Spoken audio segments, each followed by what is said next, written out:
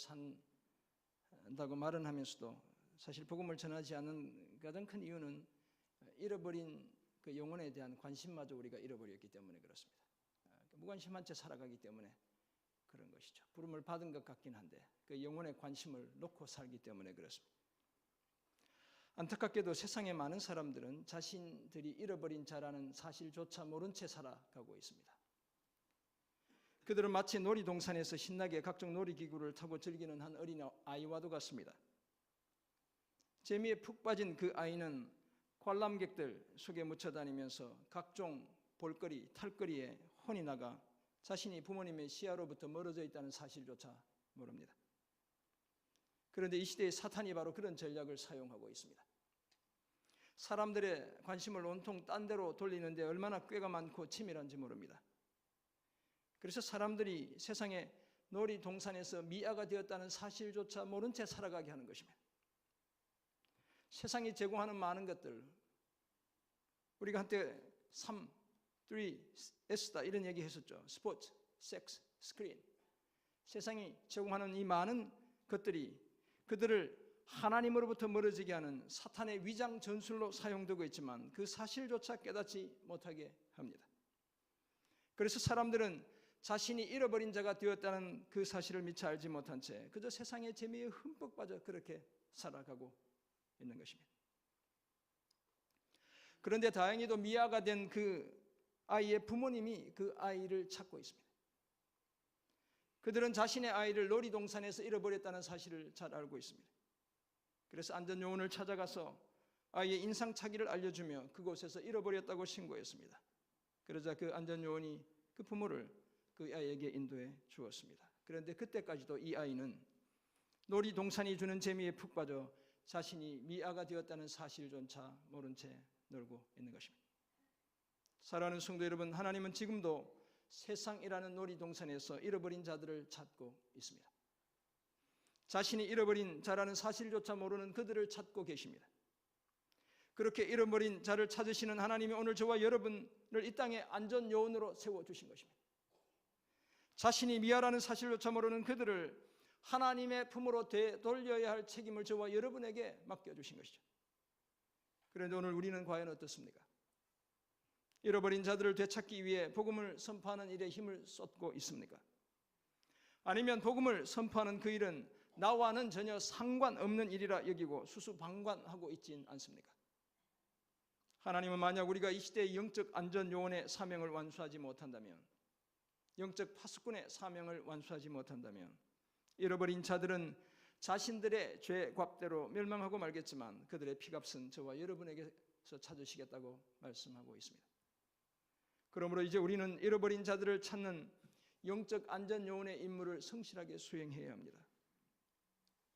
하나님의 구원과 심판을 선포하는 이 시대의 영적 파수꾼의 임무를 제대로 수행해야 합니다. 그리스도의 복음의 증인으로서의 사명을 온전히 감당해야 합니다. 그래야 하나님이 찾으시는 그 잃어버린 영혼들을 세상이라는 놀이동산에서 되찾을 수 있습니다. 그래서 우리 교회는 역동적 복음 선포를 우리 교회의 또 다른 사명으로 정해 두었습니다. 오늘 보면 사도행전 2장 20절, 24절 등은 우리가 왜 역동적 복음 선포를 교회의 사명으로 삼아야 하는지 몇 가지 이유를 말씀하고 있습니다. 먼저 역동적 복음 선포가 예수님의 사명이기 때문에 그렇습니다.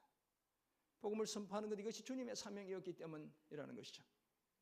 뿐만 아니라 역동적인 복음 선포가 저와 여러분을 향한, 교회를 향한 예수님의 명령이기 때문에 그렇습니다. 그리고 끝으로 역동적인 복음 선포를 통해 인류를 구원해낼 수 있기 때문에 그렇습니다. 오늘 본문이 포함된 사도행전 20장을 보면 사도 바울은 3차 전도 여행을 끝내고 예루살렘으로 돌아가는 길에 밀레도라는 지중해 연안의 항구 도시에 도착했습니다. 그곳에서 에베소, 그 북쪽에 있는 에베소 교회의 장로들을 초청하죠. 그리고 그들을 거기에 만나는 장면이 20장 17절, 18절에 기록되어져 있습니다. 이 에베소 교회는 바울이 3년이나 밤낮으로, 바울 자신의 고백이에요. 밤낮으로 쉬지 않고 눈물로 섬겼던 교회였습니다. 20장 31절 보면 바울이 그렇게 이야기해요. 어떻게 그곳에서 사역했는지. 밤낮으로 쉬지 않고 눈물로 섬겼던 교회. 그가 선교지에 세운 그 어떤 교회보다 그러므로 애착이 컸던 교회가 바로 에베소 교회였습니다. 그래서 디모데도 보내고 계속해서 그곳에 사역이 일어나게 하는 거예요. 얼마나 이 에베소 교회를 사랑했던지 바울이 이런 표현을 해요. 하나님이 자기 피로 사신 교회. 사도행전 20장 28절에 기록된 내용인데 이 하나님이 피로 사신 교회라는 이 표현이 에베소 교회를 두고 사도 바울이 해낸 표현이라는 것입니다. 그 장로들을 만나 자기가 성령에 매여 결박과 환란이 기다리는 예루살렘으로 가는 길이라고 말했습니다. 그리고는 오늘 본문의 위대한 고백을 하는 것입니다. 내가 달려갈 길과 주 예수께 받은 사명 곧 하나님의 은혜의 복음을 증언하는 일을 마치리 하면은 나의 생명조차 조금도 귀한 것으로 여기지 아니하노라. 위대한 사도의 위대한 고백인 것이죠. 자신의 목숨을 걸고 역동적으로 복음을 선포하겠다는 바로 그 다짐이었습니다. 그리고 우리가 잘 알지만 사도 바울은 실제로 그런 삶을 살았습니다. 디모데후서 4장 7절에 이렇게 고백합니다. 나는 선한 싸움을 싸우고 나의 달려갈 길을 마치고 믿음을 지켰다. 사도행전의 그 고백 이후에 죽음을 목전에 둔 노 사도의 고백, 나는 그때 그 고백했던 그 고백대로 지금까지 믿음의 여정을 달려왔다라고 고백하고 있는 것입니다. 저는 우리 모두가 할 수만 있다면 우리의 생을 마감하는 그 순간에 사도 바울과 같은 이런 아름다운 고백을 할 수 있게 되길 간절히 소원합니다. 이 세상에 살며 영적 안전요원의 임무를, 영적 파수꾼의 임무를 복음의 증인으로서의 사명을 다 마쳤다고 그렇게 고백할 수 있는 저와 여러분 모두가 되시기를 간절히 소원합니다. 이제 우리 교회가 역동적 복음 선포를 교회의 사명으로 삼은 그 첫 번째 이유는 이 역동적 복음 선포가 주님의 사명이기 때문에 그렇습니다.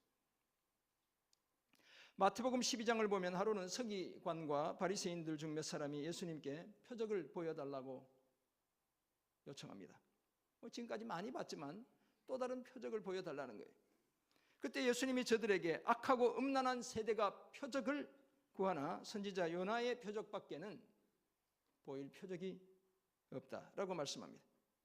무슨 말씀이겠습니까? 요나가 물고기 뱃속에 3일 동안 갇혀 있다가 살아났듯이 예수님 자신도 무덤에 사흘 동안 갇혀 있다가 부활하시겠다는 바로 그 말씀을 하고 계신 것이죠. 그것이 가장 큰 표적이 될 것이다 라고 말씀합니다. 왜냐하면 인류 구원의 확실한 증거이기 때문에 그렇죠. 그리고는 심판 때에 요나의 선교지였던 니느웨 사람들이 일어나 이 세대의 사람을 정죄하게 될 것이다 라고 말씀합니다. 왜냐하면 요나의 복음을 듣고 회개에 12만 명이나 되는 사람들이 구원을 경험했지만 요나보다 훨씬 더 크고 위대한 선지자 되시는 예수 그리스도, 그 요나를 보내신 분이신 그 예수님이 복음을 전하는데도 저들이 믿지 않고 있기 때문에 그렇습니다.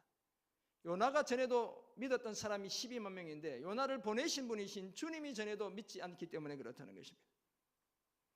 우리는 예수님의 이 말씀 속에서 예수님의 사명 또한 복음을 선포하는 것이라는 사실을 발견할 수 있습니다. 그때의 요나가 니느웨 성 사람들을 향해 회개와 구원의 복음을 선포했듯이 오늘 예수님 자신도 죽어가는 세상의 영혼들을 향해 그 일을 하고 있다고 말씀하고 있기 때문에 그렇습니다. 그래서 세례를 받으시고 광야에서 사탄의 시험을 이기신 다음 예수님이 시작한 공생에도 회개하라 천국이 가까웠느니라는 복음의 선포로부터 시작되었습니다. 그리고 그 일을 함께할 동역자들로 제자들을 부르셨습니다. 그들과 함께 사람들을 가르치셨고 천국 복음을 전파하셨고 모든 병든 것과 약한 것을 고쳐주셨습니다. 사실 예수님은 인류를 구원하기 위해 회개의 천국 복음을 선포하는 것이 자신의 사명이라는 사실을 한시도 잊지 않고 사셨습니다. 그렇게 살기 위해 습관을 따라 기도하셨습니다. 그리고 하나님 아버지께서 자신을 세상에 보내신 것 같이 제자들을 세상에 보내셨습니다. 자신의 그 사명을 완수하게 하시기 위해서였던 것이죠. 복음을 선포하는 그 일을 위해 자신이 이 땅에 보내심을 받은 것처럼 제자들도 세상에 보냈다고 아버지께 기도했던 것입니다. 뿐만 아니라 누가복음 15장이 소개하는 이런 잃어버린 양을 찾은 목자의 비유, 잃어버린 드라크마를 찾은 여인의 비유, 이런 아들을 되찾은 아버지의 비유는 잃어버린 자를 찾으시는 하나님 아버지의 마음과 예수님 자신의 사명을 잘 나타내는 바로 그런 비유들인 것입니다. 예수님이 이 사명에 얼마나 충실하셨던지 히브리서 저자는 우리가 믿는 도리의 사도시며 대제사장이신 예수님이 모세가 하나님의 온 집에 대하여 신실했던 것처럼 자기를 세우신 하나님께 대해 신실했다고 말하고 있습니다. 대제사장이자 하나님이 보내신 바로 그분이신, 그 사도이신 예수님이 복음을 선포하는 자신의 사명에 한없이 충실했다고 말씀하고 있는 것입니다. 사랑하는 성도 여러분, 이처럼 복음을 선포하는 일은 먼저 우리의 사명이기 이전에 주님의 사명이었습니다. 그 사명을 우리가 계승하기 위해 주님은 저와 여러분을 주님의 제자로 선택해 주신 것입니다. 그리고 이제는 그 사명을 성취하도록 우리는 예수님에 의해 세상으로 보냄을 받은 자들이 된 것입니다. 하나님께서는 불완전한 우리에게 하나님의 위대한 영혼 구원의 꿈을 맡겨주셨습니다. 예수님의 그 사명이 오늘 저와 여러분의 사명이 되는 것을 기뻐하셨습니다. 그래서 우리 교회는 그 사명을 완수하기 위해 역동적 복음 선포를 교회의 또 하나의 사명으로 삼고 있습니다. 이 사실을 기억하고 역동적으로 복음을 선포하며 살아가는 저와 여러분 모두가 되시길 주님의 이름으로 축원합니다. 우리 교회가 역동적 복음 선포를 교회의 사명으로 삼은 두 번째 이유는 이 역동적 복음 선포가 주님의 명령이기 때문에 그런 것입니다. 신구약을 관통하는 큰 명령이 흔히들 두 개 있다라고 말합니다. 그 하나가 창세기 1장 28절, 2장 15절, 9장 1절에 기록된 문화 명령이라는 것입니다. 생육하고 번성하고 땅에 충만하고 다스리고 경작하는 것, 이것은 하나님이 우리 모든 인류에게 주신 문화 명령이다, 이렇게 이야기합니다. 또 다른 하나는 마태복음 28장과 사도행전 1장 8절에서 말씀하고 있는 가서 제자 삼고 증인이 되라는 선교 명령, 바로 이 두 가지 명령이죠. 이 두 명령의 공통점은 이 땅에서 하나님의 백성들이 어떤 삶을 살아야 하는지에 대한 하나님의 요청을 담고 있다는 데 있습니다.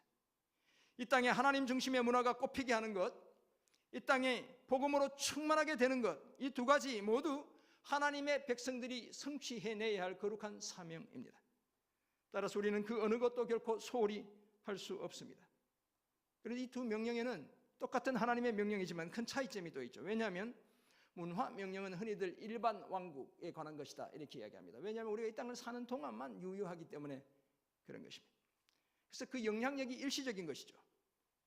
반면에 선교 명령은 구속 왕국에 관한 것이다, 이렇게 이야기합니다. 따라서 이 영향력은 예수 믿고 함께 주님의 나라를 완성해 가기 때문에 영원한 것입니다. 그런 차이점이 있는 것이죠. 물론 우리가 교회와 하나님 나라를 위해 산다고 말하면서 일반 왕국의 시민으로서 성도로서의 의무와 책임에 대해 소홀히 하지 않아야 합니다. 우리는 법을 지켜야 하고 사회 속에서 공의를 실현해야 하고 도덕과 질서를 지켜야 하는 것이죠. 당연히 그렇게 해야 합니다. 그 반대로 문화 명령에 충실해야 한다는 당위성이 하나님 나라에 대한 소망을 약화시키지 않아야 합니다. 우리가 열심히 일하고 돈 잘 벌고 돈 좋은 데 쓰게 하는 그 거룩한 꿈들이 영원한 주님의 나라에 대한 소망을 약화시키지 않아야 한다는 것입니다. 쉽게 말해서 마치 이 땅에서의 삶이 전부인 것처럼, 행복하고 기쁜 삶이 전부인 것처럼 착각하며 살지 않아야 한다는 것입니다. 그래서 마태복음 20장 18절에서 20절에 따르면 하늘과 땅의 모든 권세를 가진 예수님이 제자들에게 말씀하시죠. 가서 모든 민족을 제자로 삼고 아버지와 아들과 성령의 이름으로 세례도 주고 세례도 베풀고 예수님이 분부한 모든 것을 가르쳐 지키도록 가르치라고 명령하고 있습니다. 우리는 예수님의 유언과 같은 이 선교 명령을 예수님의 가장 큰 부탁으로 여겨서 대위임령이다, 이렇게 이야기하는 것입니다. The Great Commission, 주님이 우리에게 맡겨주신 가장 큰 임무다라고 이야기하는 것이죠. 또한 예수님은 사도행전 1장 8절에서도 오직 성령이 너희에게 임하시면 너희가 권능을 받고 예루살렘과 온 유대와 사마리아와 땅끝까지 이르러 내 증인이 되리라 라고 말씀하셨어요. 성령의 임재를 경험하고 역동적으로 복음을 선포할 것을 제자들에게 말씀하셨습니다. 그리고 이 명령은 사실 교회를 염두에 둔 명령이기도 했습니다. 왜냐하면 교회라는 새로운 공동체를 시작하게 하는 성령의 임재를 강조하고 있기 때문에 그렇습니다. 그렇다면 역동적으로 복음을 선포하는 그것이 바로 교회의 사명이 되어야 한다는 사실을 말씀하신 것입니다. 완전하신 예수님이 이 땅에 불완전한 교회를 세우시고 자신이 다시 오시는 그날까지 교회의 지체들인 저와 여러분이 이 일을 감당해내길 원하셨던 것입니다. 사랑하는 성도 여러분, 사도 바울은 예수 믿는 자들을 핍박하기 위해 다메섹으로 가던 그 길에서 만난 예수님의 이 부탁, 이 선교 명령을 평생 가슴에 새기며 증인의 삶을 살아냈습니다. 심지어 고린도전서 9장 16절을 보면 이렇게 고백하죠. 내가 복음을 전할지라도 자랑할 것이 없으면 내가 부득불할 일임이라. 만일 복음을 전하지 아니하면 내게 뭐가 있다고요? 화가 있을 것이로다. 복음을 선포하는 것, 그것은 너무나 당연한 일이고 만약 그렇게 하지 않으면 화가, 하나님의 저주가 내게 임할 것이다 라고 말하고 있는 것입니다. 앞에서 봉독해드린 사도행전 20장 24절에서는 자신이 달려갈 길과 주 예수께 받은 사명, 곧 하나님의 은혜의 복음을 증언하는 그 일을 마치려 하며 자신의 생명조차 조금도 귀한 것으로 여기지 않는다고 고백했던 것입니다. 역동적으로 그리스도의 복음을 선포하며 사는 일에 목숨을 건다는 고백이었습니다. 우리의 신앙의 선배 중에 존 웨슬리라는 분 우리는 잘 알고 있습니다. 영국 옥스퍼드 대학의 홀리 클럽 멤버였고 감리교의 창시자였죠. 존 웨슬리가 한 유명한 선언이 있습니다. 세계가 나의 교구다. 여러분 우리가 들어보았을 거예요. 온 세계가 내 선교지다, 내 목회지다 라고 말했던 것입니다.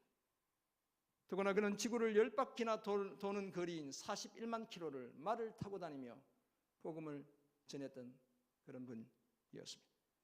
예수님의 이 선교 명령은 그저 사도 바울, 존 웨슬리에게만 유효한 것이 아니라 오늘 주님의 제자로 살아가는 저와 여러분 모두에게 유효한 명령입니다. 그리고 이 명령은 우리가 취사 선택할 수 있는 그런 종류의 명령이 아닌 것입니다. 반드시 이행해야 하는 명령입니다.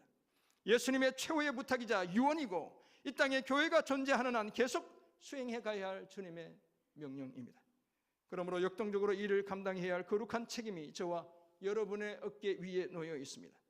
그래서 우리는 민족과 열방이 그리스도의 품으로 되돌아오도록 복음을 들고 저들의 가슴 속으로 달려가야 합니다. 역동적으로 복음을 선포하는 이 사명을 함께 감당해가는 저와 여러분 모두가 되시기를 주님의 이름으로 축원합니다. 우리 교회가 역동적 복음 선포를 교회의 사명으로 삼은 마지막 이유는 이 역동적 복음 선포를 통해 우리가 인류를 구원해낼 수 있기 때문에 그렇습니다. 복음이 아니면 방법이 없는 것이죠. 무신론적 실존주의자였던 니체라는 사람이 있습니다. 니체가 쓴 책 중에 유명한 책은 이런 책이죠. 짜라투스트라는 이렇게 말했다. 이런 책이 있습니다. 제가 고등학교 다닐 때 대학 1, 2학년 때 이런 책들에 빠져가지고 엄청 이 철학적으로 방황했던 시기들이 있어요. 하나님이 죽었다 이제 이런 이야기를 이제 드디어 하기 시작하는 거죠. 서구의 이제 사상가들이, 철학자들이. 또 다른 독일의 실존주의 철학자 중에 하이데거라는 사람이 있습니다. 이 하이데거는 우리 인간을 이렇게 이야기해요. 던져진 존재다. 그래서 일본 사람들이 이 의미를 피투성이다라고 이렇게 번역해냈습니다. 그냥 세상에 우리는 내 던져진 존재라는 거예요. 하이데거는 던져진 존재로 살아가는 인간의 근본적인 불안의 원인을 죽음 때문으로 파악했습니다. 그래서 우리 인간을 존재론적으로 죽음에 이르는 존재다 이렇게 이야기합니다. 자인춤 토데, 독일어로 우리 인간은 바로 그런 존재다라고 말합니다. 이 하이데거의 영향을 받은 프랑스의 실존주의 작가 사르트르라는 사람이 있습니다. 신의 존재를 부인했기 때문에 사르트르는 이렇게 이해해요. 우리 인간의 실존, 저와 여러분이 이렇게 눈코기 다 갖추고 살아있다는 거예요. 감정도 있고 이성도 있고 인간의 실존은 있지만 이 실존이 가능하게 하는 본질은 없다. 우리가 살아있긴 한데 우리를 가능하게 한 신은 없다. 이렇게 이야기하고 있는 것입니다. 또 다른 프랑스의 실존주의 작가 중에 한 사람 까미, 제가 아주 좋아하는 작가 중에 한 사람인데 까미는 우리 삶 자체를 부조리라고 표현하고 있습니다. 우리 삶은 부조리로 가득 차 있다는 게 가끔씩 보면 정말 온 세상이 부조리 덩어리예요. 그 부조리를 운명처럼 안고 살아가는 인간의 그 실존적인 모습, 인간의 사실적인 모습을 시지프스의 신화에서 찾아내는 것입니다. 끊임없이 언덕으로 돌을 굴리면 다시 내려오고 운명처럼 다시 돌을 끌고 올라가야 하는 그 인간의 모습, 그것이 바로 부조리 속에 살아가는 우리 인간의 모습이다 이렇게 이야기하는 것이죠. 이와 같이 실존주의자들은 인간의 삶의 모순을, 그 힘겨움을, 그 아픔을, 그 눈물을 나름대로 잘 파악하고 있긴 합니다. 정확하게 뚫어보고 있죠. 우리 인간이 어떤 존재인지. 그러나 안타깝게도 부조리와 불안으로 얼룩진 인간의 삶의 문제에 대한 궁극적인 해결책을 제시하지 못합니다. 왜냐하면 죽음이라는 벽을 절대로 뛰어넘을 수 없기 때문에 그렇습니다. 그래서 그들은 삶의 문제를 그대로 안고 살아가는 것, 그것이 최선이다라고 말하는 것입니다. 한편 현대의 무신론자들이 있습니다. 리차드 더킨스, 죽었지만 크리스토프 히친스. 이 현대의 무신론자들, 젊은이들로부터, 예수 믿지 않는 젊은이들로부터 엄청 추앙받는 무신론자들이 있어요. 이 사람들은 이제 어떤 얘기하냐면 신은 죽었다, 하나님은 죽었다라고 이야기하지 않고 하나님은 진작부터 없었다 이렇게 이야기합니다. 무서운 얘기를 하고 있죠. 그들은 선한 하나님이 만약 존재한다면 인간 사회가 이렇게 죄악과 부조리와 못순 뒤범벅일 수는 없다는 것입니다. 정말 선하신 그분이 존재한다면 이 땅에 이렇게 무시무시한 악과 죄가, 못순이, 불합리함이 존재할 수 없다고 이야기하는 것이죠. 그러니까 세상의 젊은이들이 귀가 쫑긋해지는 것입니다. 부조리한 사회를 보면서도 하나님이 여전히 존재한다고 말하는 것은 바보들이나 하는 어리석은 짓이다 라고 말하기도 합니다. 인간은 그저 자연 법칙의 한 부분에 불과하고 적자 생존의 진화론적 원리와 과학의 발달이 인간의 모든 문제를 해결해 줄 것이다 이렇게 이야기합니다. 요즘 학교 교육받은 젊은이들이 듣기에는 정말 그렇겠구나 이렇게 생각할 수밖에 없는 것이죠. 그러나 하나님의 말씀인 이 성경은 어떻게 이야기하고 있습니까? 전혀 다른 이야기를 하고 있습니다. 죄와 고통으로 신음하는 온 인류가 구원을 얻는 다른 길이, 분명한 길이, 유일한 길이 있다고 말씀하고 있습니다.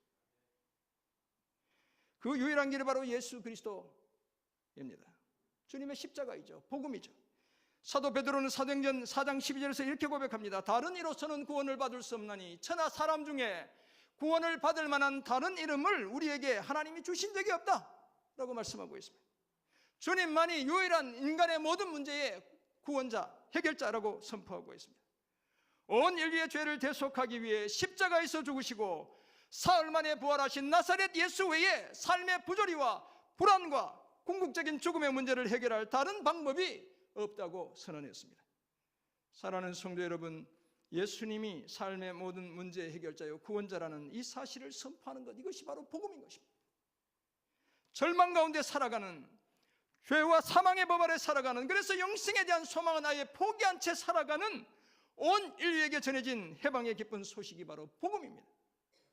그래서 사도 바울은 당당하게 이렇게 선언합니다. 내가 복음을 부끄러워하지 아니하노니 이 복음은 모든 믿는 자에게 구원을 주시는 하나님의 능력이 됨이라. 먼저는 유대인에게요 그리고 헬라인에게로다. 죄와 사망에서 인류를 구원하는 하나님의 능력이 복음에 있다고 당당하게 선언했습니다. 왜냐하면 복음은 진정한 해방의 메시지를 담고 있기 때문에 그렇습니다. 나의 죄값을 대신 지불하기 위해 십자가에 돌아가신 예수 그리스도가 복음의 그 중심에 놓여 있기 때문에 그렇습니다. 사랑하는 성도 여러분, 이 복음을 우리가 힘있게 전해야 사람들이 듣고 하나님께서 주시는 그 구원을 우리처럼 경험하게 되는 것입니다. 누구든지 주의 이름을 부르기만 하면 다 구원을 얻게 된다고 말씀합니다. 그러기 위해서 어떻게 주의 이름을 부른다는 게 무엇입니까? 예수를 믿어야 한다는 것입니다. 로마서 10장 11절은 그러므로 믿음은 들음에서 나고 들음은 그리스도의 말씀으로 말미암았다고 이야기합니다. 다시 말해서 믿기 위해서는 복음의 소식을 들어야 한다는 것이죠. 우리 모두는 그 복음을 듣고 누군가가 선포하는 복음을 듣고 예수를 믿게 된 것입니다. 그렇다면 듣기 위해서는 누군가가 구원의 기쁘고 복된 소식을 선포해야 합니다. 그 구원의 아름답고 좋은 소식을 선포하기 위해서는 누군가는 그 복음을 선포하는 자로 보내심을 받아야 하는 것이죠. 오늘 바로 저와 여러분이 그 복음을 선포하도록 주님으로부터 보냄받은 자들입니다. 모든 믿는 사람에게 구원을 주시는 하나님의 능력인 이 복음을 전해야 할 거룩한 사명을 받은 자들이 바로 여기 함께 예배 드리는 저와 여러분인 것입니다. 이 사명의 완수를 통해 하나님의 구원의 능력을 온 세상 가운데 드러내기 위해 우리는 역동적 복음 선포를 우리 교회의 사명으로 삼고 있습니다. 이 사실을 기억하고 함께 이 사명을 완수해 우리 교회를 복음으로 세상을 변혁하는 제자들의 공동체로 함께 세워가는 저와 여러분 모두가 되시기를 주님의 이름으로 축원합니다. 그렇다면 우리가 어떻게 하면 역동적으로 복음을 선포하는 이 사명을 완수할 수 있겠습니까? 두 가지를 말씀드립니다. 먼저 우리 자신부터 복음의 기쁨을 회복해야 합니다. 내가 기뻐야 되는 것이죠. 내가 그 복음에 감격해야 나가서 복음을 전하게 되는 것입니다. 억지로 하면 목사가 시킨다고 되겠어요? 이 구원이 얼마나 크고 위대한 것인지, 얼마나 값지고 소중한 것인지 내가 알아야 나 혼자 가지고 있기 너무 안타깝기 때문에 복음을 전할 수 있게 되는 것입니다. 내가 받은 구원이 얼마나 확실하며 크고 위대한 것인지 그 구원의 기쁨을 우리는 회복해야 합니다. 십자가를 통해 온 세상보다 더 소중한 하나님 자신의 목숨을 내어주시고 나 같은 죄인을 구원하셨다는 그 사실에 다시 한번 감격해야 합니다. 그래 우리가 나가서 복음을 전할 수 있게 되는 것입니다. 두 번째, 교회의 전도와 선교에 적극적으로 동참해야 합니다. 제가 계속 강조하죠. 지금 여름에 전도, 선교 가자고 지금 계속 강조하고 있습니다. 집요하게 계속 이야기하고 있습니다. 우리 교회는 매주 수요일마다 마당 전도를 실시하고 있습니다. 사실 더울 때, 추울 때는 하지 않기 때문에 3월부터 6월, 9월부터 11월 이렇게 1년에 한 절반 정도만 하고 있는 거예요. 우리 여기 블루밍, 주공, 저기 벽산, 현대, 한진 다 다니고 이 주변에 주택가도 다 전도지 꽂으면 그렇게 우리가 다니고 있습니다. 교회 마당에서 우리 여전대 돌아가면서 전 부치고 차 드리면서 그렇게 전도하고 있어요. 그냥 남의 일처럼 수수방관하지 말고 내 전도에 돌아오면 하루 휴가 내고 여러분 동참해 보세요. 정말 영혼을 사랑하는 그 마음으로 주님이 주시는 그 구원의 감격 회복하고 여러분 한번 동참해 보세요. 우리가 함께 하고 있는 거예요. 7월 말에는 국내 2곳, 해외 2곳으로 전도와 선교를 나가게 되겠습니다. 필리핀 전남 보성에 가실 분이 아직 더 필요합니다. 라베도는 막 꽉 찼고, 미얀마도 거의 찼고, 필리핀 우리 보성 7분 아직 더 많이 필요해요. 여러분 나는 아무 재주가 없어서 안 돼. 이건 다 핑계예요. 왜냐하면 머리 잘 자르시는 분 계시죠. 이 중에 미용실 하시는 분 많이 계시죠. 정말 필요합니다. 어쩌면 목사보다 더 필요할지 몰라요. 시골에 여러분 페인트 잘 칠하시는 분 계시죠? 청소할 일이 청소 못 하시는 분 손 들어보세요. 우리 여자분들 중에 밥 못 하시는 분, 밥 하실 분이 필요해요. 우리가 20명 이상 가면 누가 밥 해줘요? 우리가 밥 해 먹어야 돼요. 밥 하실 분들도 필요해요. 여러분 무산 마음이 있고 시간을 내면 물질을 조금 투자하면 누구든지 참여할 수 있습니다. 그래서 온 가족이 함께 하는 거예요. 뿐만 아니라 4월 28일 토요일 어쩌면 주일까지 선교 바자회를 개최합니다. 성도님 여러분들에게 물질로 선교에 동참할 기회를 제공하는 거예요. 여러분들은 물질을 뺏기 위해서 사는 것이 아니라 여러분들에게 물질로 이 선교에 동참할 기회를 제공해 드리는 것입니다. 집에 있는 처치 못했던 이렇게 쓰레기 되는 거 이런 거 말고 언젠가는 쓰리라 소중한 것 간직해 놓았던 것 나는 쓰지 않지만 누구에게 꼭 필요한 값 나가는 것 여러분 이번엔 반드시 꺼내오세요. 나는 이렇게 소중한 걸 냈는데 아무도 안 사갔다 그러면 제가 사드리겠습니다. 그러니까 값 나가는 것 교회에 기증해 주세요. 그럼 우리가 싸게 팔아서 비싼 건 비싸게 팔아서 선교 기금에 보태도록 하겠습니다. 쿠폰을 판매할 계획을 가지고 있습니다. 할당이 되더라도 너무 부담 갖지 마시고 기쁜 마음으로 동참해 주세요. 어떤 형태로든 여러분의 진정한 마음을 담아 교회가 실시하는 전도와 선교에 함께 동참하는 그런 저와 여러분 모두가 되시길 간절히 소원합니다. 여러분 휴가 빨리 다시 조정하세요. 제발. 여전히 고집하고 있는 분들 조정해요. 휴가는 많아요. 여러분 주님이 주시는 이날 우선순위 분명히 하고 한번 헌신해 보세요. 주님이 어떤 마음을 주시는지.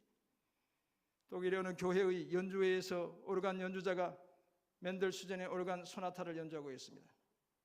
우리 딸도 휴가 계획 취소해야 돼요. 제가 보기에. 그런데 연주 솜씨가 영신통찬했습니다. 그때 한 낯선 사람이 교회로 들어와서 제가 그래서 이게 설교를 준비하면서 이게 진짜 맨델스존의 소나타 넘버 2를 제가 한번 들어보았습니다. 이 연주 솜씨가 시원찮은 거예요. 근데 한 낯선 사람이 교회로 들어와서 예배석 맨 끝자리 우리도 저기 지금 제일 뒤에 저기 이제 앉아분 계신데 우리 저기 선생님도 계시고 맨 끝자리에 앉는 거예요. 그때 오르간 연주자가 맨델스존의 곡을 불완전하게 연주하고 있다는 사실을 이 관람 예배석 뒷짝에 앉은 사람이 알게 된 것입니다. 금방 알아차렸습니다. 그래서 연주자가 연주를 마치고 자기 자리로 돌아가려고 할 때 용기 있게 다가가서 선생님 죄송하지만 제가 한번 이 오르간 연주해도 될까요? 이렇게 물어보는 것이었습니다. 그래서 그 연주자는 퉁명스럽게 그 오르간이 이제 비싸고 파이프 오르간 우리가 함부로 만질 수 없죠. 수십억씩 하니까 너무너무 멋있잖아요. 안 됩니다. 안 돼. 지금까지 나 외에는 그 누구도 이 오르간을 만져본 적조차 없습니다. 이렇게 이야기하는 거예요. 그렇지만 그 낯선 사람은 포기하지 않고 저에게 이 오르간 한 번만이라도 쳐볼 수 있는 기회를 주신다면 참 감사하겠습니다. 라고 다시 요청했습니다. 그렇지만 또다시 거절을 하는데 그래도 그럼에도 불구하고 한 번 더 세 번째 요청했더니 그러면 한번 해보라고 이야기하는 것이었습니다. 이 낯선 사람이 올간의 키를 잠시 만진 다음 곧장 연주가 시작됐습니다. 이 올간은 모르겠는데 뽑고 뭐 넣고 이런 것도 있고 발 페달도 있고 이거 아무나 칠 수 없는 거예요. 피아노 친다고 다 칠 수 있는 게 아닌 것이죠. 그리고는 곧장 연주가 시작되었습니다. 똑같은 곡을 멘델스존의 소나타를 연주했는데 음악이 그렇게 다를 수가 없는 거예요. 우리 지휘자가 달라져가지고 2부 찬양대 음악이 달라졌잖아요. 그렇게 달라질 수가 없는 것입니다. 교회 전체가 천국의 이 하모니, 멜로디로 가득 찬 것처럼 느껴졌습니다. 그제서야 오르간 연주자가 연주를 마친 다음에 물어보는 것입니다. 도대체 당신은 누굽니까? 어디서 왔습니까? 어디서 이런 올간 연주법을 배웠습니까? 라고 물어봤습니다. 그때 그 낯선 사람이 정중하게 이렇게 대답했다는 거예요. 내가 바로 멘델스존입니다. 이렇게 얘기합니다. 그 교회의 뒷자리에 왔던 사람이 그 곡을 쓴 멘델스존이었던 것입니다. 사랑하는 성도 여러분, 어쩌면 아직도 내 방식만을 끈질기게 고집하고 있는 삶의 영역이 복음을 전하는 그 일이지 않습니까? 이 올간은 그냥 나만 쳐야 돼. 끝까지 이건 내 거야. 내 방식대로 해야 돼. 라고 주장하는 그 영역이 복음을 선포하는 그 영역이진 않습니까?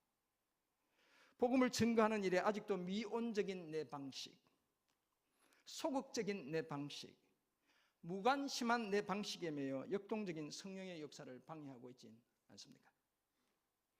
이제 내 체면, 내 무관심, 내 무기력이 차지한 그 자리를 성령께 내어드려야 합니다. 성령이 나를 주장하시도록, 성령이 나를, 내 인생을 연주하시도록 내 자신을 성령께 맡겨야 합니다. 우리를 잃어버린 자들을 찾는 안전 요원으로, 죄악에 빠진 영혼을 일깨우는 영적 파수꾼으로, 사망으로 달려가는 인생에게 구원의 빛을 비추는 증인으로 부르시는 그 성령의 부르심에 우리 자신을 온전히 맡겨야 합니다. 하나님이 잃어버린 자들의 피값을 우리에게 요구하시기 전에 우리도 사도 바울처럼 복음을 증거하는 그 일에 목숨을 걸어야 합니다. 존 웨슬리처럼 오늘 우리가 머물고 있는 그 자리가 나의 교구라고 선포할 수 있어야 합니다. 그래서 우리의 삶의 자리가 역동적으로 복음을 선포하는 그 선교의 자리가 되게 해야 합니다. 왜냐하면 이것이 우리가 그토록 사랑하는 주님의 사명이었기 때문에 그렇습니다. 이것이 우리가 그토록 사모하는 주님의 명령이기 때문에 그렇습니다. 더구나 오직 복음만이 믿는 모든 사람들에게 하나님의 구원을 주는 하나님의 능력이 되기 때문에 그렇습니다. 이 사실을 기억하고 역동적으로 복음을 선포하는 그 일을 평생 기쁨으로 감당해 우리 교회를, 우리 가정을 복음으로 세상을 변혁하는 제자들의 공동체로 세워가는 저와 여러분 모두가 되시기를 주님의 이름으로 축원합니다. 아멘. 기도하겠습니다. 하나님 아버지, 오늘 우리에게 주신 귀한 말씀들을 기억합니다. 거룩한 부르심으로 부르시는 그 성령의 음성에 귀 기울이는 우리 모두 되게 도와주옵소서.